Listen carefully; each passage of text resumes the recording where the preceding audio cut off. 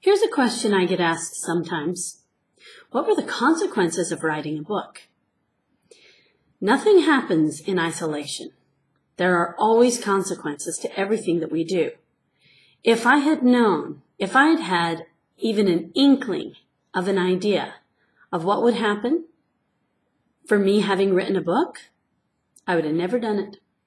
I would have never had the courage, or at least believed that I had the courage, to deal with the consequences of writing, particularly a memoir about my family.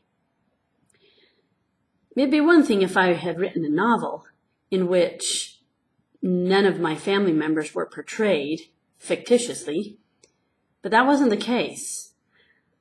I had written about my life, my family, and there were consequences, challenging, difficult, painful consequences.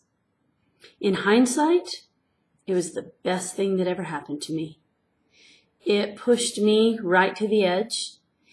I had to confront myself. Never mind my family.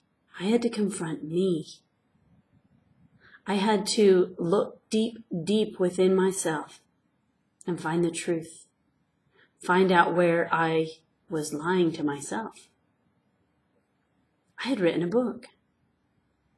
I had said thousands and thousands of words that were going to be published. I had to be responsible for those words.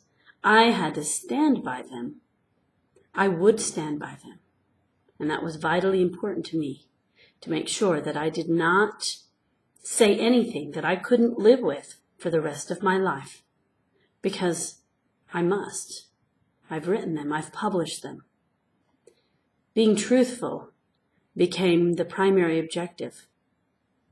And the consequences of having told the truth and been scrupulous and impeccable in the way that I wrote about my family has served me over and over in all the conflict and all the stress and the family problems that arose and were eventually resolved.